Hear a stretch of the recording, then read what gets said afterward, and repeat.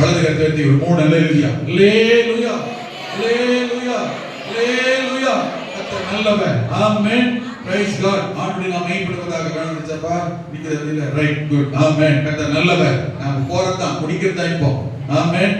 ஆண்டவர் இயேசு இந்த பூமிக்கு இந்த உலகத்திற்கு ஏன் வந்தார்? இயேசு இந்த உலகத்தில் ஏன் வந்தார் அல்லது பிறந்தார்? 3 குறிப்பு தான், 3 வசனங்கள். அல்லேலூயா.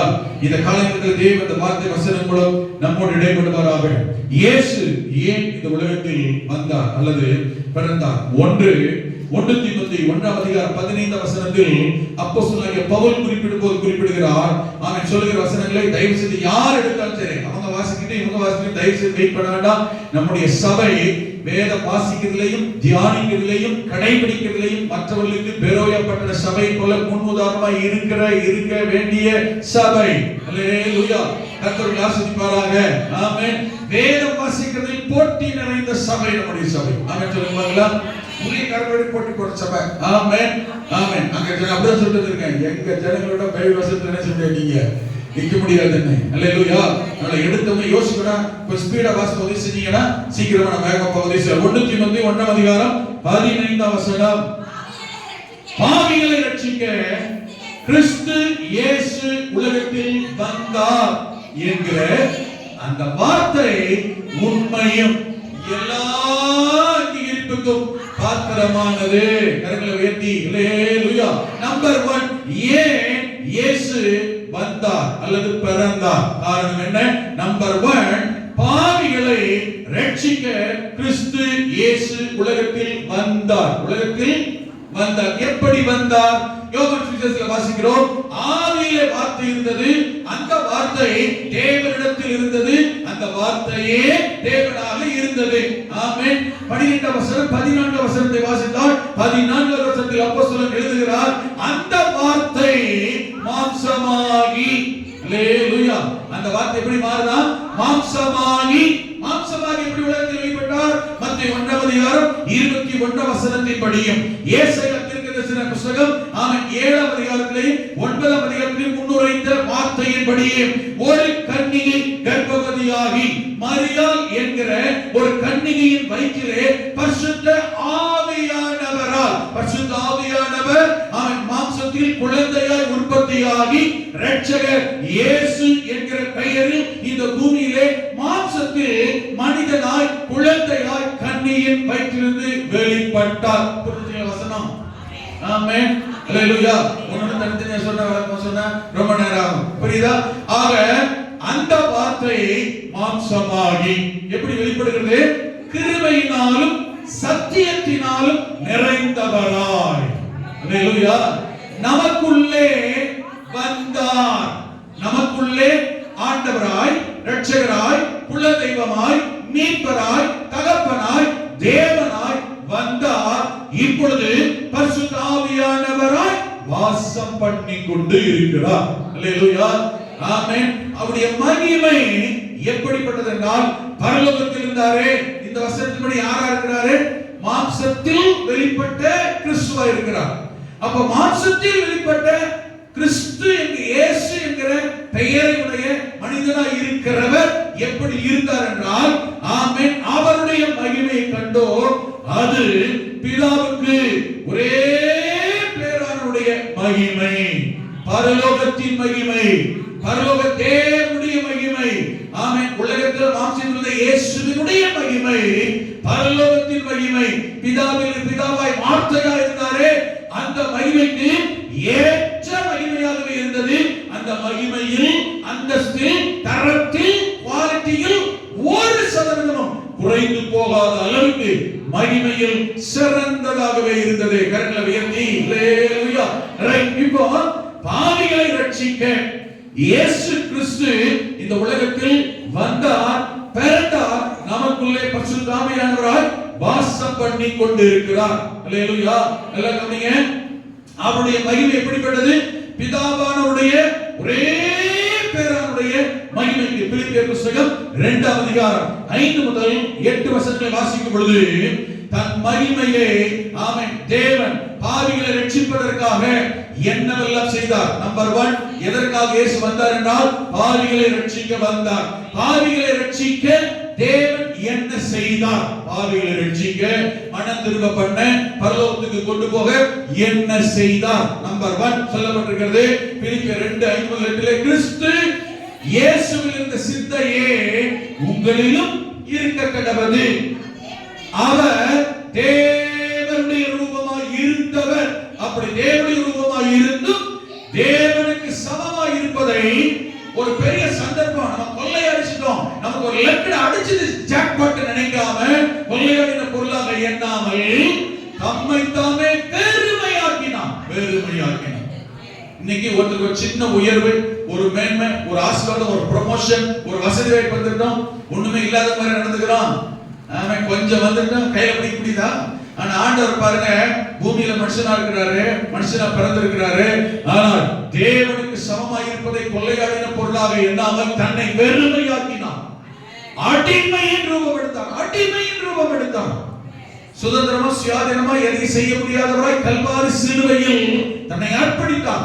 அடிமையின் ரூபம் எடுத்து மனுஷர் சாயலானார். தேவன் யாரா மாறினாரு? மனுஷனாக, மனுஷ சாயலாய் மாறினார். ஆமென். அவர் மனுஷ ரூபமாய் காணப்பட்டு, கவனிங்க, மரண பரியந்தம். அது புரியலையா? அதாவது விளக்கப்படுகிறார். அதாவது எப்படிப்பட்ட மரணம் தெரியுமா? நல்லா இருந்தாருயா, ஹார்ட் அட்டாக் வந்துச்சு, நல்லா இருந்தாருயா, அப்போஸ்தலர் போயிட்டாரு, நல்லா இருந்தாரு, திடீர்னு அப்படி இல்ல. இயேசுடைய மரணம் ஒரு கொடூரமான மரணம். அவன் கொடுமைப்படுத்தப்பட்ட, சிறுமைப்படுத்தப்பட்ட, சித்திரவதை செய்யப்பட்ட, பாடுகள் நிறைந்த, வேதனை, வருத்தம் நிறைந்த, வலிகள் நிறைந்த ஒரு மரணம் இயேசு. சிலுவை மரணம். அல்லேலூயா. ரோமர் கலாச்சாரத்துல அந்த நாட்கள்ல, இயேசு அந்த காலத்துல ரோமர் கலாச்சாரத்துல பலவிதமான மரணங்கள் உண்டு. பலவிதமா கொலை குற்றவாளிகளுக்கு பலவிதமான கொலை தண்டனை, மரணம். அதுல கொடூரமான தண்டனை என்னன்னா சிலுவை மரணம் தான். ஏன்னா சவுக்குல அடிச்சு, சரீரத்துல பிச்சு கிழிச்சு, அதுல ரத்தம் வந்து, அதுல வர்ற ரத்தம் சிந்தியே உயிர், சுட்டு சுட்ட ரத்தம் போயே உயிர் போகும். அது சிலுவை மரத்துல ஆணிச்சு தொங்க விட்டுருவாங்க. அடிச்சு பிச்சு சித்திரவதை பண்ணி மாட்டிடுவாங்க. கழுத்து சேர்ந்து உயிர் போயிடும், நாடி அறுத்துட்டு உயிர் போயிடும். ஆனா அப்படி செய்யாம அடிச்சு கையை சதையெல்லாம் பிச்சு தொங்க விட்டுருவாங்க. அப்போ ரத்தமும் தண்ணீர் சுட்டு சுட்டு, அப்போ எவ்வளவு நேரம் ஆகுது, எத்தனை மணி நேரம் ஆகுது, அது வரைக்கும் உயிர் பூசலாடி, போராடி, வருத்தம், வலி, வேதனையில அவன் காயம் எப்படி இருக்கும், அந்த காயத்தின் வலியின் வேதனை கடைசியில சிலுவை மரத்தில் தூக்கும் போது தானாகவே உயிர் போகுதுன்றது ரொம்ப சித்திரவதை, மிக கொடூரமான தண்டனை. அதுலயும் சிலர் உயிர் இழுத்துட்டு வச்சுக்கலாம். சிலுவையில் எத்தனை மணி நேரம் தொங்கணும் இருக்கு, மாட்டி விடணும் இருக்கு அந்த சட்டப்படி. அதுல உயிர் போட வச்சுக்கோங்களேன். அந்த நீ பைபிள் வாசிக்கும்போது வாசிக்கலாம், அந்த பக்கத்துல இருந்த கல்லனை அவன் போய் பார்த்தாங்களாம். அதுல அவன் செத்துட்டான கால் எலும்புகளை முறித்தார்கள் போட்டு, ஏற்கனவே சதையெல்லாம் அடிச்சு பிச்சு கிழிச்சிடுறாங்க. இதுலயே ரத்தம் தண்ணியும் ஒண்ணுமே இருக்காது. இதுலயே உயிர் போட இழுத்துட்டு வச்சுங்களேன், கால் எலும்ப அந்த வழியில உடைச்சி, எலும்ப உடைச்சி உயிர் போக வைக்கிறது. அப்படித்தான் அந்த சிலுவையில கொஞ்ச நேரத்துக்கு மேல சரீரம் தொங்க கூடாது, உயிர் பூசலாடி இருக்கா, அப்ப அடிச்சு காலையில உடைச்சி அவர் கொல்லணுன்றதுக்காக கல்லனுடைய காலையில உடைக்கிறாங்க. அப்ப அவன் செத்துட்டு தான், 2 பேரும் செத்து போயிட்டாங்க. இப்ப இயேசுடைய காலையில முறிக்கும்படி போறாங்க. அதுக்கு முன்னாடி இன்னொரு வேலை செஞ்சாங்க. காலையில முறிக்கிறதுக்கு முன்னாடி விழால குத்தி பார்க்கலாம், குத்தி பார்த்தா என்ன உணர்வு இருக்கா அப்படி விழால குத்தும் போது கடைசியா இருந்து தேங்கி இருந்த, அடிமையத்தில் தேங்கி இருந்த அந்த ரத்தமும் தண்ணியும் ஊத்துச்சான். அப்போ இயேசு மரித்து விட்டார்னு கண்டுபிடிச்சிட்டாங்க. வேற ஆக்ஷன் இல்ல. ஆனா காலையில முறிக்கப்படுவதில்லை. என்ன வேதம் சொல்கிறது, இயேசு கிறிஸ்து அவர் நீதிமான். நீதிமானுடைய எலும்புகள் முறிக்கப்படுவது இல்லை. அல்லேலூயா. அதான் வசனத்தோட சத்தியம், ரகசியம். நீதிமானுடைய எலும்புகள் முறிக்கப்படாத நாள் சதைகள் பிரிக்கப்பட்டது, ஆமென், காயங்கள் ஏற்படுத்தப்பட்டது. இயேசுடைய எலும்புகளில் ஒன்றும் முறிக்கப்படவே இல்லை. நீதிமானாகவே மரித்தவர். அல்லேலூயா. அவர் பாருங்க, சிலுவையின் மரணம், இப்படிப்பட்ட மரண பரியந்தம் தன்னை தாழ்த்தினார். நல்ல கவனிங்க, யாருக்காக தாழ்த்தினார்? உங்களுக்காகவும் எனக்காகவும் ஆண்டவர் இயேசு கல்வாரி சிலுவையில் தன்னையே தாழ்த்தினார். ஆமென். வெறுமையாக்கினார். அடிமையின் ரூபம் எடுத்தான் சொல்லப்பட்டிருக்கிறது. அல்லேலூயா. அப்ப இயேசு கிறிஸ்து பரலோக மகிமையை, தன்னுடைய ஸ்தானத்தை, தன்னுடைய அந்தஸ்தை, ஆமென், தன்னுடைய மதிப்பை உங்களுக்காகவும் எனக்காகவும் துறந்தவர், இழந்தவர், விட்டுக் கொடுத்தார். தெரியுமா? உங்களுடைய மதிப்பையும் என்னுடைய மரியாதையும் நம்முடைய அந்தஸ்தையும் தேசத்தில் சமுதாயத்தில் உயர்த்துவதற்காக தன்னை ஆண்டவர் இயேசு தாழ்த்தினார், வெறுமையாக்கினார், அடிமை ரூபத்தார், தரித்திரராக சொல்லப்பட்டிருக்கிறது. உங்களை என்னையும் ஐஸ்வர்யவான்களாய் மாற்ற ஆண்டவர் இயேசு நமக்காய் தரித்திரராக சொல்லப்பட்டிருக்கிறது. இரண்டாவது ஏசாயா 53:4 வாசிக்கிறோம். ஆமென். நம்முடைய பாவங்களை ஏற்றுக்கொள்ளும்படிக்கு, அல்லேலூயா. ஏசாயா 53:4 வாசிக்கும்போது, மெய்யாகவே அவர் நம்முடைய பாடுகளை ஏற்றுக்கொண்டு நம்முடைய துக்கங்களை சுமந்தார், நாமோ அவர் தேவனால் தான் அடிக்கப்பட்டு வாதிக்கப்பட்டு விட்டார் என்று எண்ணினோம். கீழே வசனம் சொல்லப்பட்டிருக்கிறது. ஆனால் அப்படி அல்ல, நம்முடைய மீறுதல்களின் நிமித்தம் அவர் காயப்பட்டார், நம்முடைய அக்கிரமங்களின் நிமித்தம் தான் அவர் நொறுக்கப்பட்டார். உங்களுக்கும் எனக்கும் சமாதானத்தை உண்டு பண்ணும் ஆக்கினை அவர் மேல் வந்தது, அவருடைய தழும்புகளால் குணமாகிறோம். 1 பேதுரு எழுதுகிறார், அவருடைய தழும்புகளாலே குணமாகிறீர்கள். அல்லேலூயா. இரண்டாவது, இயேசு நம்முடைய பாடுகளையும் துக்கங்களையும் ரோகங்களையும் வியாதியையும் சாபத்தையும் கல்வாரி சிலுவையிலே சுமந்து தீர்க்கும்படிக்கு, ஆமென், இந்த பூமியிலே இரட்சகராய் அவர் பூமியிலே வந்தார். அல்லேலூயா. ஆமென். அதனால்தான் இன்றைக்கும் அந்த கல்வாரி சிலுவையில் ஆண்டவர்பட்ட பாடுகளினால், இயேசு கிறிஸ்து கல்வாரி சிலுவையில் சிந்தின அந்த இரத்தத்தினாலே, ஆமென், உங்களுக்கும் எனக்கும் பாவ மன்னிப்பாகிய மீட்பு உண்டாகி இருக்கிறது. அந்த இயேசு கிறிஸ்துவின் காயப்பட்ட தழும்புகளாலே உங்களுக்கும் எனக்கும் சுகம், ஆரோக்கியத்தை கர்த்தர் உண்டு பண்ணி வைத்திருக்கிறார். இந்த காலை நேரத்தில் ஒருவேளை சுகவீனத்தோடு பலவீனத்தோடு நீங்கள் உணர்வீர்களானால், அந்த இயேசு கிறிஸ்துவின் கல்வாரி சிலுவையில் பட்ட அந்த காயம், அந்த தழும்புகளால் உங்களுக்கு சுகமும் விடுதலையும் ஆரோக்கியமும் இன்றைக்கு தேவன் ஏற்படுத்தி வைத்திருக்கிறார். இந்த காலை நேரத்தில் எப்பேற்பட்ட பலவீனங்கள் வருத்தங்கள் இருந்தாலும் கல்வாரி சிலுவையிலே ஆண்டவர், ஆமென், ஏற்றுக்கொண்ட காயங்கள் எல்லாம் அவருடைய தழும்புகளாலே சுகம் உங்களுக்கு உண்டு, ஆரோக்கியம் உண்டு, சௌக்கியம் உண்டு, விடுதலை உண்டு, அற்புதம் உண்டு. தேவ பலனை கர்த்தர் நடத்த கர்த்தர் வல்லமை உள்ளவர். அந்த காயப்பட்ட தழும்புள்ள கருவுகளை தொடுவதாக அற்புத சுகத்தை தேவன் தருவாராக. அல்லேலூயா. ஆமென். ஏன் இயேசு நமக்காக, உங்களுக்காக, எனக்காக இயேசு ஏன் மரிக்க வேண்டும்? ஏன் மரிக்க வேண்டும்? ஏன் சிலுவை சுமக்க வேண்டும்? ஏன் பாடுபட வேண்டும்? ஏன், ஆமென், வருத்தப்படணும்? ஏன் தன்னை தாழ்த்த வேண்டும்? காரணம் தெரியுமா? உங்கள் மேல், என் மேல் வைத்த தேவனுடைய அன்பு. ஆண்டு உலகத்தில் ஆண்டுடைய அன்புக்கு ஈடா யாருடைய அன்பு வைக்கவே முடியாது.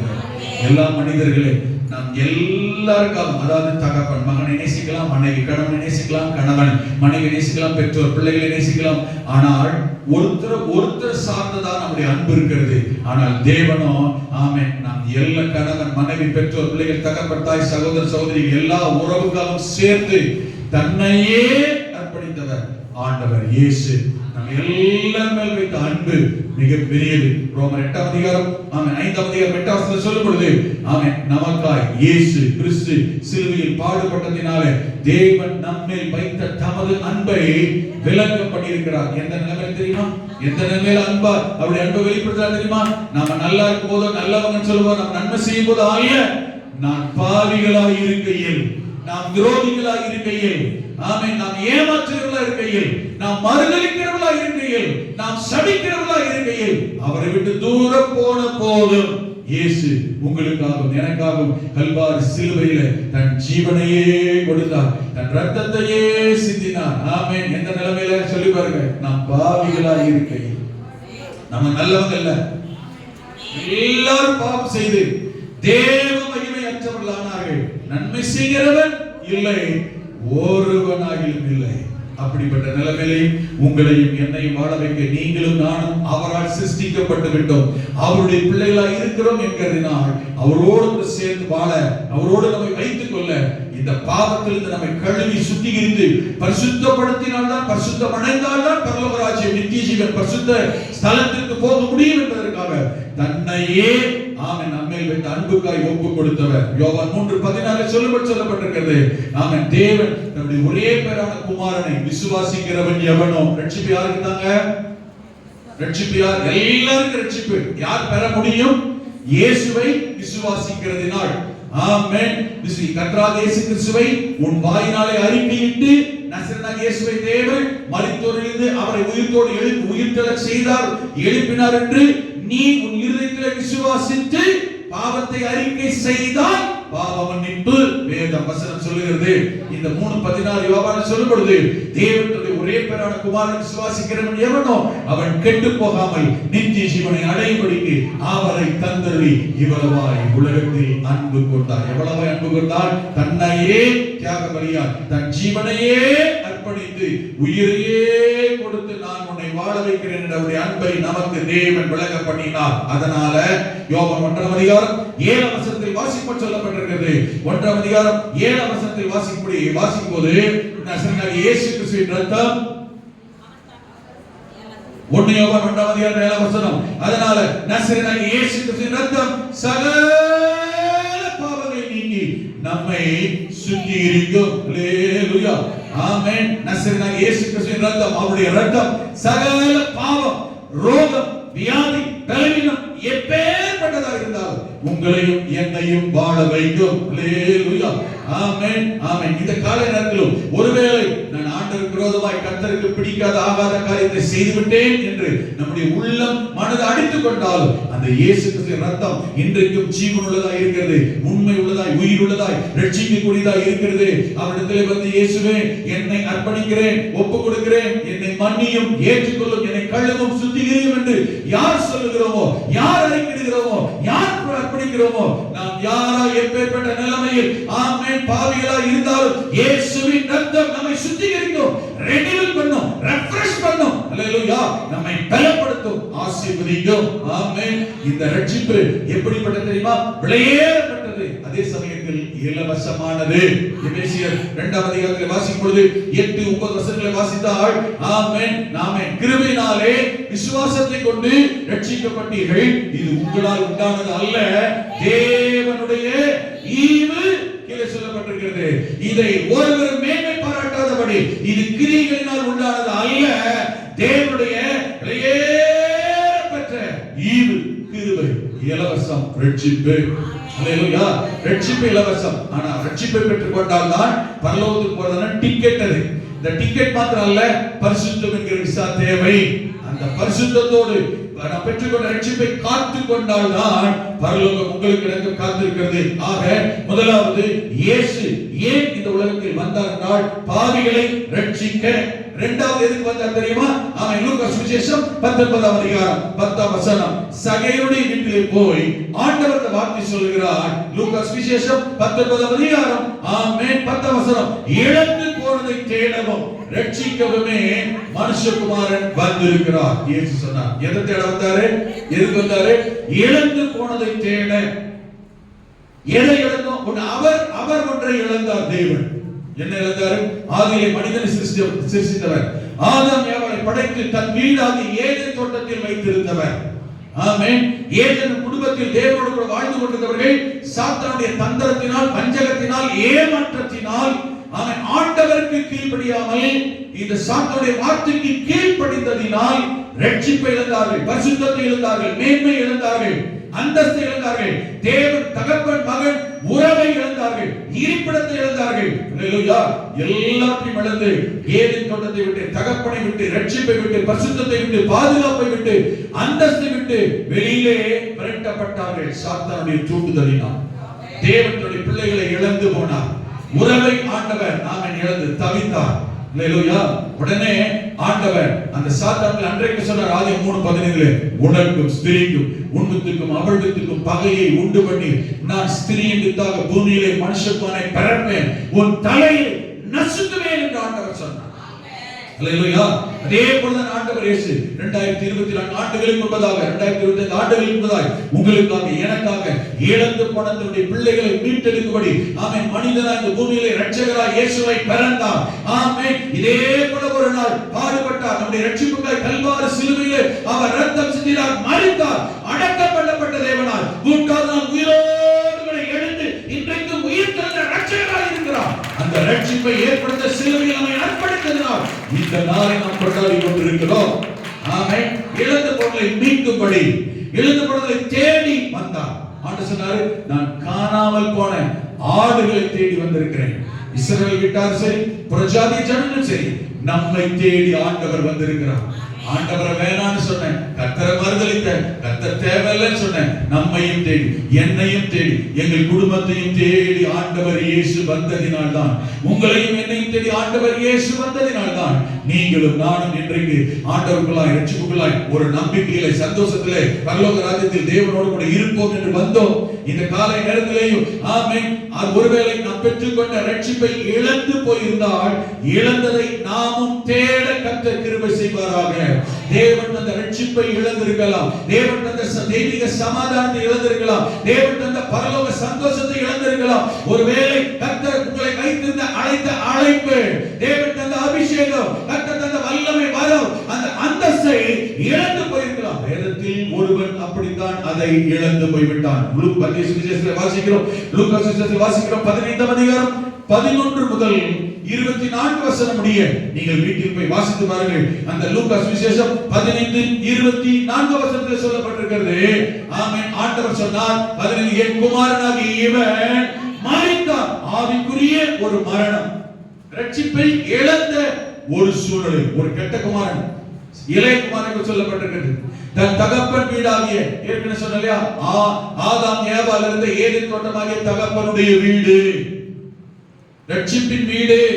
புதிய ஏற்பாட்டு காலத்தில் உங்களுக்கு இருக்க தகப்பனுடைய வீடு சபை, தேவனுடைய வீடு சபை, ஆண்டவருடைய வீடு, அப்பத்தின் வீடு, பெத்லகேம் சபை. இவன் தன் தகப்பனுடைய வீட்டை விட்டு போனான், தகப்பனை விட்டு போய்விட்டான், தகப்பனுடைய உறவை விட்டு போய்விட்டான், சபையை விட்டு போய்விட்டான், ஐக்கியத்தை விட்டு போய்விட்டான். என்னெல்லாம் நடந்தது தெரியுமா? தகப்பனுடைய உறவை இழந்தான், வீட்டை இழந்தான், ஆமென், உயர்ந்த வஸ்திரத்தை இழந்தான், ரட்சிப்பின் வஸ்திரத்தை விட்டுவிட்டான், ஆமென், மோதிரத்தை இழந்தான், பதவியை இழந்தான், பட்டத்தை இழந்தான், அந்தஸ்தை எல்லாவற்றையும் இழந்து விட்டான். தூர தேசத்திற்கு போய்விட்டான். தகப்பனுடைய எவ்வளவு தூரம் போனா? தூரம். கவனிக்கணும், ஒரு நாள் கர்த்தரை விட்டு தூரம் போகக்கூடாது. சபை, ஐக்கியம், ஆராதனை, தேவனுடைய வீட்டை விட்டு போகக்கூடாது. நீங்க எவ்வளவு பேர் கர்த்தருடைய வீட்டை விட்டு போயிட்டாங்க தெரியுமா? கேட்ட தெரியுமா? வீட்லயே ஜெபம் பண்ணணும். சபை இருக்கியா? நீங்க எங்க இருந்தீங்க? தூரத்தில். இந்த தூரம், இடைவேளை, டிஸ்டன்ஸ், டிலே, லேட், இதெல்லாம் தூரத்தில் நம்மை கொண்டு போகிற காரியம். சபை விட்டு தூரம் போகக்கூடாது. பிசாசு ஒரு மனிதனை நல்லா கவனிங்க, வஞ்சிக்கணும் நினைச்சிட்டானா, ஏமாத்த நினைச்சிட்டானா, எவ்வளவு அந்தஸ்துல, எவ்வளவு உயர்வுல, இவன் வேலைக்காரனா இருந்தவன் இல்ல. இந்த கெட்ட குமாரன் யார்? வீட்டுல யாரும் அல்லங்க, மகனா இருந்தவன். மகனாய், ரெண்டே மகன் தான், உறவு உரிமை அதிகமா இருந்தது. ஆனா பிசாசு லேசா வஞ்சிச்சிட்டான். தெளிவா கவனிங்க. அடிக்கடி சொல்லிட்டு இருக்கோங்களே, கர்த்தரை விட்டு, சபையை விட்டு, என்னை விட்டு, ஊழியக்காரரை விட்டு பிரிக்கிற எந்த சூழலையும், எந்த தந்திரமும், எந்த மனிதனும், எந்த காரியமானாலும் பிசாசு மறைமுகமாய் தந்திரமா உங்களை பயன்படுத்தின அர்த்தம். நான் 1000 முறை சொல்லிட்டேன், நிறைய பேர் விளங்க மாட்டேங்குது, இதை நீங்க புரிஞ்சிக்க மாட்டேன்றீங்க. யாரையோ ஒருத்தர் தான் காரணம் காட்டுறீங்க, ஏதோ சூழ்நிலை காரணம் காட்டுறீங்க, ஏதோ பிரச்சனை காரணம் காட்டுறீங்க. என்ன மூல காரணம் பாருங்க.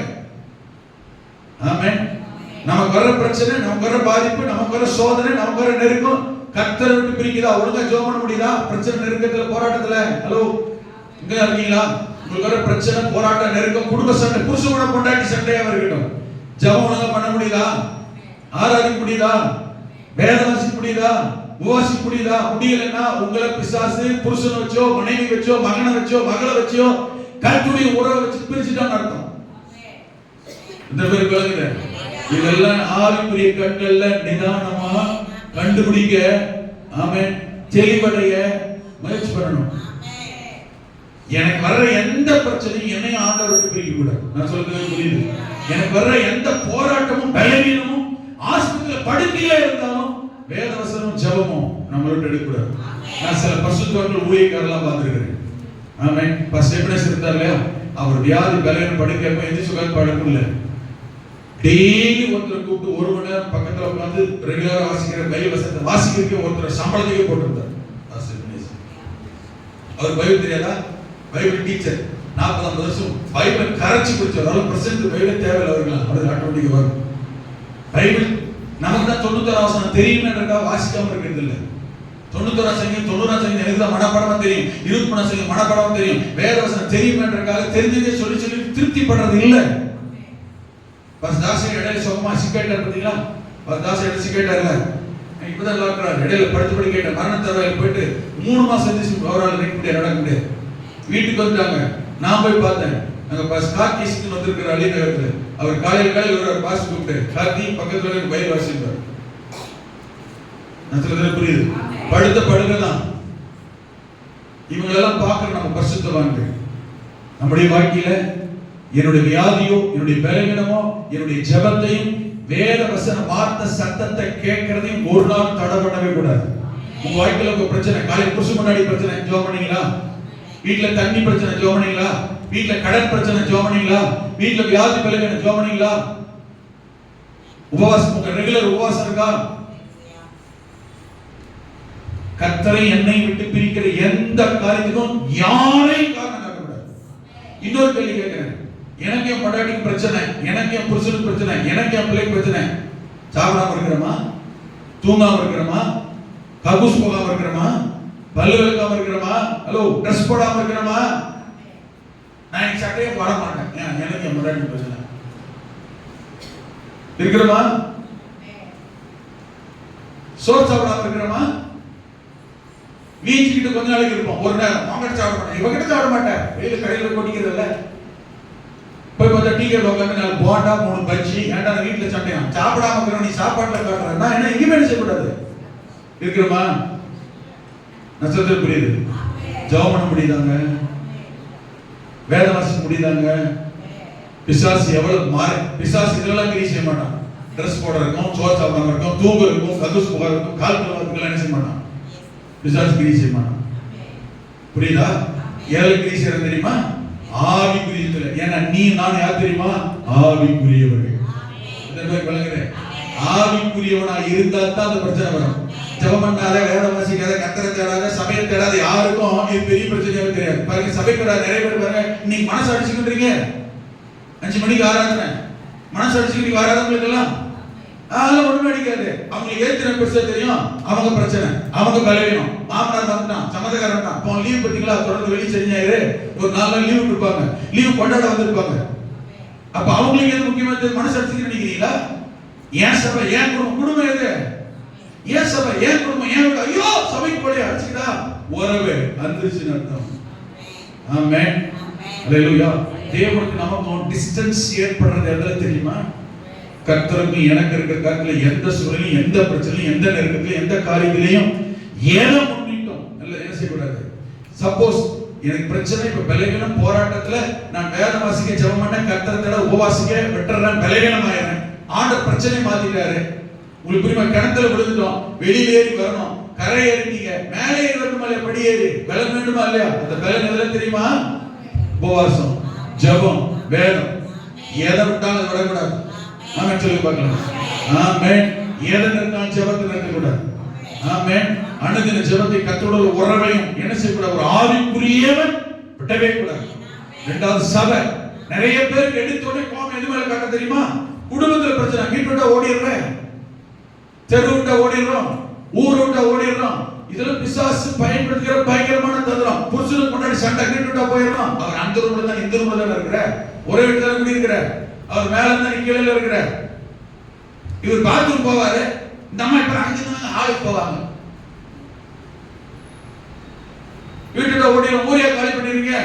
வேலை செய்யறதுல பிரச்சனை, ஓப்பனா கேட்கிறேன், வேலை செய்யறதுல பிரச்சனை, மேனேஜர்ல பிரச்சனை, கூட வேலை பார்க்கற பிரச்சனை, வண்டியில போக பிரச்சனை, தோட்டத்துல பிரச்சனை, கடையில பிரச்சனை, வேலை செய்யறதுல பிரச்சனை, ஸ்கூல்ல பிரச்சனை. வேலைக்கு போகாமல இருந்தார, ஹலோ உங்க இருக்கீங்களா? வேலைக்கு போகாமல இருக்கிறோம். உலக பிரகாரமான காரியத்துல பிரச்சனையும் பிரிவினையும் உண்டு பண்றதுல பாருங்க பிசாசு. நான் சொல்றது புரியுது? ஆமென். மேனேஜர் ஏசிறாரு, டாக்டர் ஏசிறாரு.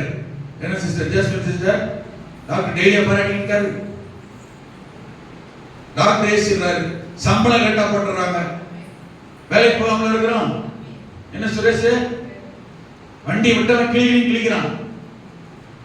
என்ன ஏயா போனாலும் வண்டி தரேன்னு சொன்னா என்ன வேலை, பாடி கட்டுறதுக்கு அவனாரு கேட்கறான். பாடினா கொடுத்தா ஆகும், வேண்டாம் இருக்கிற வச்சுட்டு போனேன்னு சொல்றான்.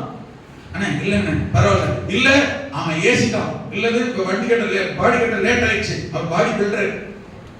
என்ன பாடி பில்டர் கிடைக்கும்? வண்டி லாரி பஸ்ல பாடி கட்டுறது அப்படியே சொல்றான். மசாலா பொடி கொண்டு வர கடைக்கு வேணாம் நல்லா இல்லைன்றாங்க. இனிமே உங்களுக்கு மசாலா பொடி தரமாட்டேன்னு சொல்றோம். புடவை சேல் பண்றோம், அந்த புடவை வாங்கி கட்டி பார்த்து திரும்ப ரிட்டர்ன் பண்றாங்க. நீ வாங்க புடவை கொடுக்க சொல்றோம், அடுத்து போடுறதில்ல. அதான் தெரியல, இது தெரியலன்னு. உலகமான காரியத்துல, பூமிக்குரிய வாழ்க்கையில நமக்கு ஆமென் இந்த உறவுகள்ல தடை பிரச்சனை போராட்டம் பிசாசு கொண்டு வரான்னு பாருங்க. நல்ல கவனிங்க. பிரச்சனை வர வேண்டியது எங்கதான்? அங்கதான் கொண்டு வரான்னு பாருங்க. அதை கரெக்ட் பண்றோமா இல்லையா? சரி பண்றோமா இல்லையா? பொறுத்துக்கிறோமா இல்லையா? மறுபடியும் போறோமா இல்லையா? இறங்கி போறோமா இல்லையா? ஆனா ஆவிக்குரிய பிரச்சனை போராட்ட தடைகள் வந்தோடனே சபையை தேடுறோமா? சபைக்கு வர்றோமா? பழைய நிலைமையில் இருக்கிறோமா? யோசிங்க. இவன் இந்த கெட்ட பண்ணதை மட்டும் இழந்து விட்டான். 24 சொல்லி 24 வாஸ்தவம். இவன் மரித்தான், திரும்ப உயிர்த்தான், காணாமல் போனான், திரும்பவும் காணப்பட்டான். திரும்பவும் கமிட் பண்ணும் போதுதான் மறுபடியும் அந்த ரட்சிப்பும் சந்தோஷமும் வரும். சபைக்கும் என்ன சொன்னாலும் சரி, என்ன தடை பிரச்சனை சரி, யாரே சொன்னாலும் சரி, சபைக்கு வரவேணும்னு சொல்ற வராமல் தடுக்கிற அதிகாரம் ஒண்ணு கர்த்தர், இரண்டாவது பார்வோன் சாத்தான். வராதீங்கன்னு சொல்ற அதிகாரம் சர்ச்சு போதகர். அவருக்கு தான் தெரியும் ஏன் வரக்கூடாதுன்னு சொல்றாரு. மற்ற யாருக்கும் ரைட்ஸ் கிடையாது. இவனாலதான் வரல, அவனாலதான் வரல. என்னோட கேள்வி தெரியுமா? இவனாலதான், இவளாலதான், அவளாலதான். அவங்க பரலோகத்துக்கு போவாங்க, நீங்க வர மாட்டீங்களா? என்னோட கேள்வி. நான் சொல்றது புரியுது? இவங்க நான் வரமாட்டேன் சபைக்கு. ஓகே, இவங்க பரலோகத்துக்கு போயிருவாங்க, நீங்க போவ, அவங்க பரலோகத்துக்கு போக மாட்டீங்களா? அவங்க பரலோகத்துக்கு கூட போக மாட்டீங்களா? அவங்க அந்த கடையை சோப் வாங்குறாங்க, வாங்க மாட்டீங்களா? இவங்க இந்த ரேஷன் கடையெல்லாம் அரிசி பருப்பு வாங்குறாங்க, உங்களுக்கு முன்னாடி போயிட்டு வாங்க மாட்டீங்களா? ஏன் நான் மட்டும் சொல்ல வேண்டியதானே? அவங்க அந்த ரேஷன்ல அரிசி வாங்குறாங்க, வாங்க மாட்டேன். அவங்க அந்த கடையில் சோப் வாங்குறாங்க, நான் வாங்க மாட்டேன். அவங்க இந்த ஊர்ல குடியிருக்காங்க, நானும் குடியிருக்க மாட்டேன். சொல்லுங்க பார்ப்போம். பிசாசு உலக பிரார்த்தனை பூமிக்குரிய காரியத்தில் யாருக்கும் பிரச்சனை சோதனை கொண்டு வருகிறது இல்லை. நான் சொல்றதுக்கு புரியுது? அல்லேலூயா, ஆமென். ஆனால் ஆவிக்குரிய ஜீவனுக்கு யாருக்கோ பிரச்சனை, எவனுக்கோ பிரச்சனை. நான் பார்த்தா நான் கேட்டேன், நான் வர மாட்டேன். சபையை விட்டு பிசாசு, சபை பிசாசு தெரியுங்க. இவனை ஜெபம் பண்ணாம நிறுத்திட்டா, ஆமென், வேற வாசிக்க நிறுத்திட்டா, உபவாசம் பண்ண விடாம நிறுத்திட்டா, சபைக்கு போறதை நிறுத்திட்டா, நாம ஜெயிச்சிடலாம் நினைக்கிறோம். நிறைய பேர் வாழ்க்கையில கிரியை செய்யறான். ஜெயிக்க விடக்கூடாது. எத்தனை பேர் புரியுது? பிசாசை ஜெயிக்க விடக்கூடாது. பிசாசை உள்ள நுழைய விட்டு கிரியை செய்ய சொல்லி வேடிக்கை பார்க்க ஆரம்பிச்சீங்கன்னா நீங்க சோர்ந்து போயிருவீங்க, விழுந்துருவீங்க, எழுதிக்க முடியாது. அவளை உங்க ரட்சிப்பை இழந்துருவீங்க, தூரம் போயிருவீங்க, அப்புறம் நிலைமை மோசமாயிரும். மூணாவது, தகப்பனை விட்டு பிரியக்கூடாது. தகப்பனை விட்டு, ஊழியக்காரனை விட்டு பிரிய. உங்க தகப்பன் யாரு? உங்க ஊழியக்காரர் யாரு? தகப்பன் அடிச்சாலுமே அரவணைக்கிற அவர் தான், புத்தி சொல்லுகிற அவர் தான், சேர்த்துக் கொள்கிற அவர் தான். காரணம் இல்லாமல் தகப்பன் புத்தி சொல்ல மாட்டார். காரணம் இல்லாமல் தகப்பன் கூப்பிட்டு சும்மா ஏசருக்கு தெரியுங்க, அடிக்கிற பைத்தியமா, அப்பா என்ன லூசா, போதும் மென்டலா. நான் சொல்றது புரியுது? ஆமென். தகப்பன் கண்டிக்காத தகப்பன், தன் பிறப்பை கையாடாதவன் தகப்பனை என்ன பண்றான்? சொல்லுங்க, வசனம் சொல்லுங்க. பகைக்கிறான். நான் பிறப்ப கையாண்ட நீங்க எனக்கு பகையாளியா இருக்கு. பிறப்ப கையாண்டு பகையாளி ஆகிறத விட கையாளாம பகையாளி மோசமான சொல்லுது. அல்லேலூயா, ஆமென். தகப்பன் நேசிக்கிற புத்திரனை சிட்சிக்கிறான். சிட்சிக்காம கண்ணு காணாம தகப்பன் போயிட்டு இருக்காருன்னா பிள்ளைகளுடைய நிலைமை அவ்வளவுதான். பெற்றோரே, பேரண்ட்ஸ், அப்பா அம்மா, தாத்தா பாட்டி, உங்க பிள்ளைகளை கண்ணு காணாமலே போயிட்டீங்கன்னா ஆபத்துக்குள்ள நடத்திக்கிட்டு அர்த்தம். உலக பிரகாரமான வாழ்க்கையில அப்படித்தான் சொல்லும் போது ஆவிக்குரிய ஜீவியத்துல உங்களை பரலோகத்துக்கு கொண்டு போகணுன்ற அந்த பொறுப்புல இருக்கிற நான் இன்னும் எவ்வளவு என்ன செய்யணும்? அப்ப என்ன யோசிக்க தெரியுமாண்ணா? ஆமென்.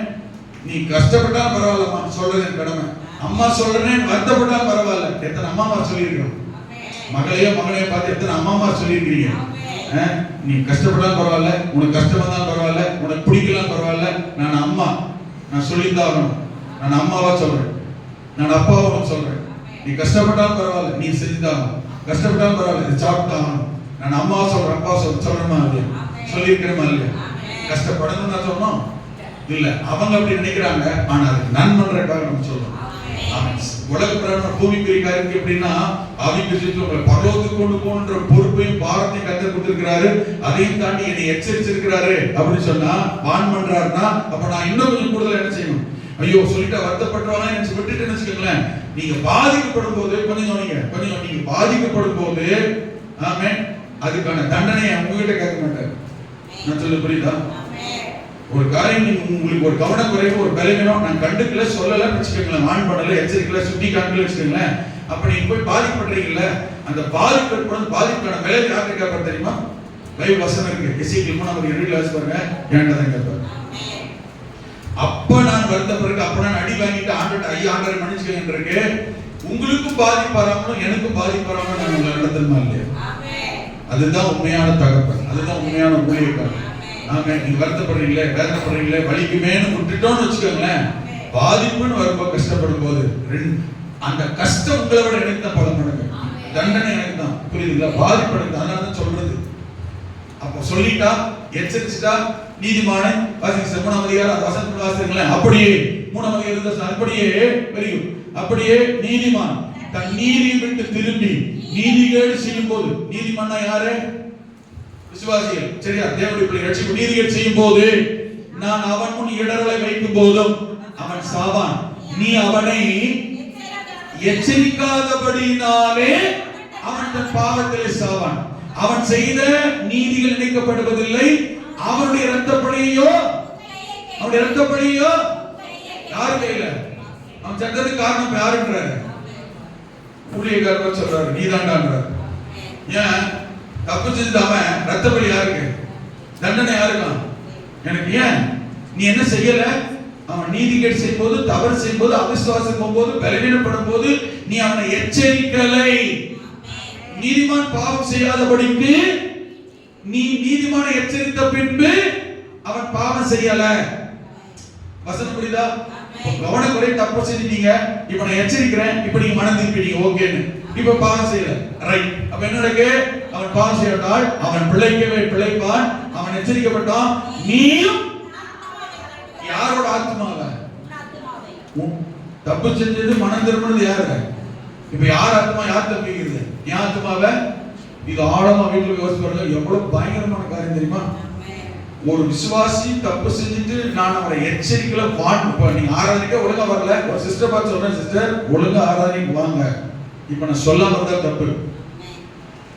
1008 காரணம் சொன்னாலும் கேட்டுட்டு ரைட் ஓகே ஜாப் பண்ணுவோம், ஆனா வந்துருங்க, வரதான் எச்சரிக்கை கொடுக்குறோம்.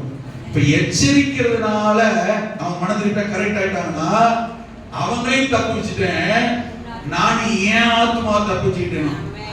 எவ்வளவு பயங்கரமான வார்த்தை பாருங்க. அப்ப நம்ம எச்சரிக்கை நான் என்ன ஆயிருவேன்னு அர்த்தம், என்ன ஆத்மா இழந்துருவேன்னு அர்த்தம். எத்தனை பேர் புரியுது? அப்ப ஊழியக்காரன் எப்படித்தான் இருக்கணும்? நீங்களே சொல்லுங்க. இப்ப ஊழியக்காரன் எப்படித்தான் இருக்கணும்? கண்டிக்கணும். ஊழியக்காரன் என்ன செய்யணும்? எச்சரிக்கணும். ஊழியக்காரன் என்ன செய்யணும்? சிக்ஷிக்கணும். ஊழியக்காரன் என்ன செய்யணும்? புத்தி சொல்லணும். ஆமென் சொல்லுங்க. பண்ணிட்டா உங்களுக்கும் நல்லது, நானும் என்னை தப்பிச்சுக்கிறேன். உங்களுக்கு புரியுதா? நாளை இனிமே வருத்தப்பட மாட்டீங்களா? என்னன்னு நீங்க எனக்காக ஜெபம் தெரியுமா? எங்க ஊழியக்காரர் கண்டிக்கிறவரா, எச்சரிக்கிறவரா, புத்தி சொல்றவரா, போதிக்கிறவரா, கொஞ்சம் அவரை மாத்துங்கன்னு சொல்லுங்க. இப்பே தாங்க முடியல, வேணா பார்த்தார் ஜெபம் பண்ணுங்க. நான் என்னோட ஸ்தானத்தை தவறப்படாது ஜெபம் பண்ணுங்க. நான் சொல்ல புரியுதா? நானா இருக்க ஜெபம் பண்ணுங்க. ஆமென். உலகத்துக்கு ஒத்த வேஷம் போடுற ஊழியக்காரனா இருக்கக்கூடாது ஆண்டவரேன்னு ஜெபம் பண்ணுங்க. ஆமென். அப்போ இந்த கெட்ட குமாரன் பாத்தீங்கன்னா இதெல்லாம் இழந்துட்டான். அவன் தேவனோட உறவு இழந்துட்டான், அப்பா வீட்டை இழந்துட்டான், சபை இழந்துட்டான், சபை ஐக்கியத்தை உறவு இழந்துட்டான், ஊழியக்கார தகப்பனோட உறவை இழந்து என்ன செய்தான்? அவன் ஊழியக்காரனுடைய உறவை இழந்து போயிட்டான். ஆனா என்ன நடந்தது தெரியுமா? அவன் ஒரு எச்சரிக்கப்பட்ட பிறகு உணர்த்தப்படுகிறான். 17ஆம் வசனத்தை வாசித்தீங்கன்னா அவன் புத்தி தெளிந்தது, உணர்வடைந்தான். 17ஆம் வசனத்துல அவன் புத்தி சொன்னா கேட்கணும், உணர்வடையணும், புரிஞ்சுக்கணும். உங்களுக்கு புரியுமா? சொன்னா புரிஞ்சுக்கணும் சூழ்நிலையை. ஆமென். புரிஞ்சுக்கிட்டா கீழே சொல்லப்பட்டிருக்கிறது 18ஆம் வசனத்துல புரிஞ்சுக்கிட்டு மட்டும் இல்ல, சரி இல்ல, மனம் திரும்பினான், தகப்பன் வீட்டுக்கு எழும்பினான், செயல்பட்டான்.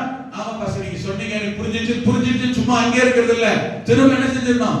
ரீப்ளேஸ் வந்துடணும். மனம் திரும்ப அடையாளத்தான் அறிக்கையிட்டான். 18ஆம் வசனத்துல 20ஆம் வசனத்துல எழுப்பி செயல்பட ஆரம்பித்தான். வந்துவிட்டான் தகப்பன் வீட்டு தேடி. வந்த பிறகு அவனுக்கு கிடைத்த மேன்மை தெரியுமா? கீழே சொல்லப்பட்டிருக்கிறது. ஆமென். 24ஆம் வசனத்தை வாசிங்கன்னா, 22ஆம் வசனத்தை வாசிங்கன்னா, எதையெல்லாம் இழந்தானோ அதெல்லாம் கொடுக்கப்பட்டது. அப்பொழுது தகப்பன் ஊழியக்காரரை நோக்கி உயர்ந்த வஸ்திரத்தை கொண்டு வாருங்கள், இவன் கைக்கு மோதிரத்தை போடுங்கள், கால்களுக்கு பாதரட்சைகளை போடுங்கள், கொழுத்த கட்டை அணியுங்கள், நாம் புசித்து சந்தோஷமா இருப்போம். கரங்களை தட்டி ஹல்லேலூயா.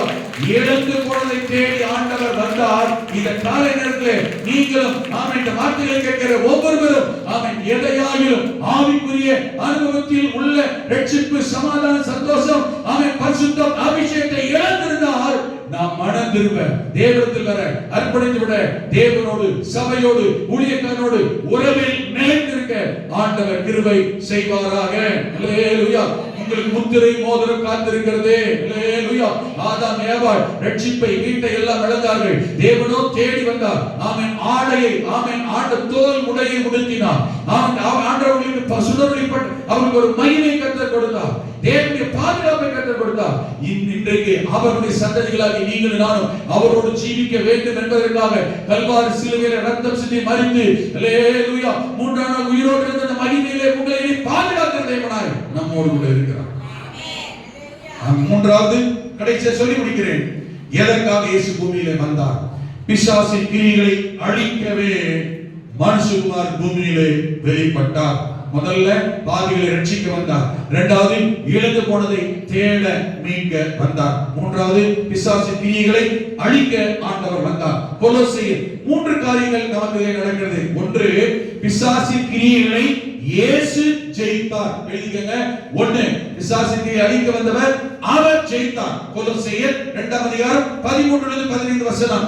ஆமென். அதாவது வசனம் சொல்லுது, உங்கள் பாவங்களிலேயும் ஆமென் உங்கள் பாவங்களினாலேயும் உங்கள் மாம்ச விருத்த சேதனம் இல்லாமல் மரித்தவர்களாக உங்களையும் அவரோட கூட உயிர்ப்பித்து அக்கிரமங்கள் எல்லாவற்றையும் உங்களுக்கு மன்னித்து நமக்கு எதிரிடையாகவும் கட்டளைகளால் நமக்கு விரோதமாகவும் இருந்த கையெழுத்தை குலைத்து அதை நடுவில் இராதபடி எடுத்து சிலுவையின் மேல் ஆணி அடித்து துரைத்தனங்களையும் அதிகாரங்களையும் புரிந்து கொண்டு வெளியரங்கமான கோலமாக்கி அவைகளின் மேல் சிலுவையில் வெற்றி சிறந்தார். இயேசு சிலுவையில் வெற்றி சிறந்தார். பிசாசின் தலையை சிலுவையிலே கல்வாரி சிலுவையில் நசுக்கினார். உயிரோடு கூட எழுந்தார். இரண்டாவது அவர் ஜெயித்தார்.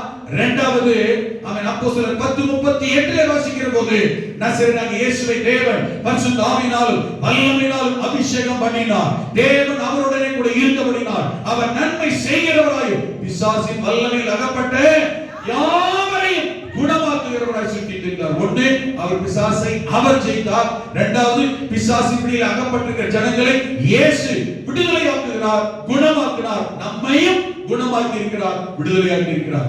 மூன்றாவது, ஆமென், உங்களையும் என்னையும் நீங்களும் நானும் பிசாசை ஜெயிக்க உங்களுக்கும் எனக்கும் ஆண்டவர் பலன் வல்லமையை தந்திருக்கிறார். அவர் ஜெயித்தார், ஜெயிக்க வைக்கிறார். ஜெயத்தை நமக்கு ஏற்படுத்த ஆண்டவர் விரும்புகிறார். வசனத்தை வாசித்தீங்கன்னா 1 யோவான் 2 அதிகாரம் ஆமென் ஸ்தோத்திரம் 13-14 வசனங்களை வாசிக்கும் பொழுது, பொல்லாங்கனை பிள்ளைகளே, வாலிபர்களே, பொல்லாங்கனை பிசாசை ஜெயித்ததினால் உங்களுக்கு எழுதுகிறேன். நீங்களும் நானும் யாரா இருக்கிறோம்னு யோவான் சொல்றாரு. பொல்லாங்கனை பிசாசை ஜெயித்ததினால் நீங்களும் நானும் ஆமென் இயேசு ஜெயித்ததை போல, கல்வாரி சிலுவையில் இயேசு ஜெயித்ததை போல நீங்களும் நானும் ஜெயிக்கிறவர்களாய், ஜெயம் பெறுகிறவர்களாய் இருக்க தேவன் விரும்புகிறார். வெளிப்படுத்தின விசேஷம் எப்படி ஜெயிப்பது? பிசாசை ஜெயிக்க வழி என்ன? Simple, very simple. 3 காரியம். ஒன்று, வெளிப்படுத்தல் 12 அதிகாரம் 10 வசனங்களை வாசிக்கும் பொழுது வெளிப்படுத்தல் ஆமென் ஆமென் அப்பொழுது வானத்திலே ஒரு பெரிய சத்தம் உண்டானது. அப்பொழுது ரட்சிப்பும் வல்லமையும் நமது தேவனுடைய ராஜ்யமும் அவருடைய கிறிஸ்துவின் அதிகாரம் உண்டாயிருக்கிறது. இரவும் பகலும் நம்முடைய தேவனுக்கு முன்பதாக நம்முடைய சகோதரர்கள் குற்றம் சுமத்தும் பொருட்டு அவர்கள் மேல் குற்றம் சாட்டுகிறவன் தாழ தள்ளப்பட்டு போனான். மரணம் நேரிடுகிறதா இருந்தாலும் அதற்கு தப்பும்படி தங்கள் ஜீவனையும் மாறாமல் ஆட்டுக்குட்டி இரத்தத்தினாலும் தங்கள் சாட்சியின் வசனத்தினாலும் அவனை ஜெயித்தார்கள். உங்களுக்கு நீங்கள் பிசாசை எப்படி ஜெயிக்க முடியும் தெரியுமா? இயேசுவின் இரத்தத்தினால், அந்த ரட்சிப்பினால், இயேசுவின் இரத்தத்தை பயன்படுத்துகிறதினால், சொல்லுகிறதினால், அறிக்கையிடுகிறதினால், தெளிக்கிறதினால். அல்லேலூயா. அதனால இயேசுவின் இரத்தம் ஜெயம் அடிக்கடி சொல்றது. ஆமென் சொல்லுங்க பார்க்கலாம். அடிக்கடி சொல்லுங்க, இயேசுவின் இரத்தம் ஜெயம், இயேசுவின் இரத்தம் ஜெயம் சொல்லுங்க.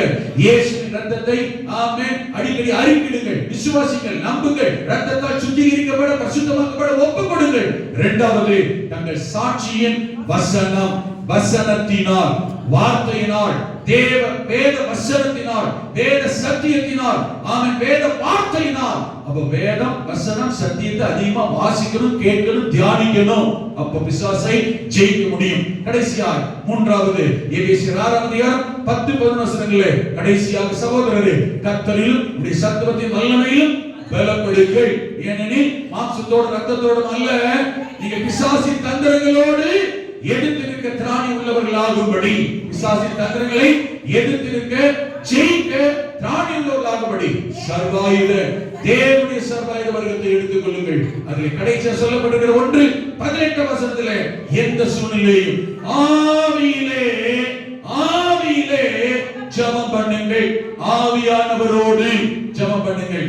பரிசுத்த ஆவியினால் வல்லமையினால் சத்துவத்தினால் நிரம்பி இருங்கள், ஆவியிலே ஜெபம் பண்ணுங்கள். எழுதிக்கலாமா? அல்லேலூயா, ஆமென். ஆவியிலே ஜெபம் பண்ணும்போது, ஆவியுடைய பலத்தில் நிரம்பி இருக்கிற போது, உங்களுக்கும் எனக்கும் பிசாசின் தந்திரங்களை ஜெயிக்க வெற்றி பெற ஆண்டவர் கிருபை செய்வார். ஆண்டவர் பலம் தருவார், ஆண்டவர் நன்மை செய்வார். எல்லாரும் எழுந்து நின்று இந்த காலத்தில் இயேசு ஏன் இந்த உலகத்தில் வந்தார்? ஒரு பாவிகளை ரட்சிக்க வந்தார். இரண்டாவது, இழந்து போனதை தேட. நாம் எதை இழந்து விட்டோமோ, ஒருவேளை இன்னைக்கு சுகம் இல்லையா, பலன் இல்லையா, சமாதானம் இல்லையா, ஆவி நிறைவு இல்லையா, அபிஷேகம் இல்லையா, இழந்து போனதை தேட வந்திருக்கிறார். மூன்றாவது, பிசாசின் கிரியைகளை அழிக்க வந்தார், அவர் ஜெயித்தார். அப்படிப்பட்டவர்களுக்கு தேவன் ஜெயத்தை தந்திருக்கிறார். நீங்களும் நானும் ஜெயிக்கவும் ஆண்டவர் பலன் தருகிறார். அல்லேலூயா. நம்முடைய விசுவாசம் உலகத்தை ஜெயிக்கும், சாத்தானை ஜெயிக்கும். ஆவியிலே ஜெபம் பண்ண சொல்லப்பட்டிருக்கிறது, வசனத்துக்கு முக்கியத்துவம் சொல்லப்பட்டிருக்கிறது, இயேசுவின் இரத்தத்திற்கு முக்கியத்துவம் கொடுங்க சொல்லப்பட்டிருக்கிறது. இந்த காலகட்டத்தில் ஒரு விஷயம், அந்த சிலுவையிலே தேவன் உண்டாக்கிய அந்த மீட்பு, அந்த ரட்சிப்பு, அந்த விடுதலையை கர்த்தர் கட்டளையிடுவாராக. கட்டளை மூடி, ஆவியானவரே என்னை ஒரு விஷயம் தொடும், என்னை ஒரு விஷயம் தொடும், என்னை ஒரு விஷயம் நிரப்பும், உம்முடைய இரத்தத்தினால் என்னை ஒரு விஷயம் சுத்திகரியும், கழுவும், அர்ப்பணியுங்கள், ஒப்புக் கொடுங்கள். தேவன் உங்களை ஆசீர்வதிப்பாராக.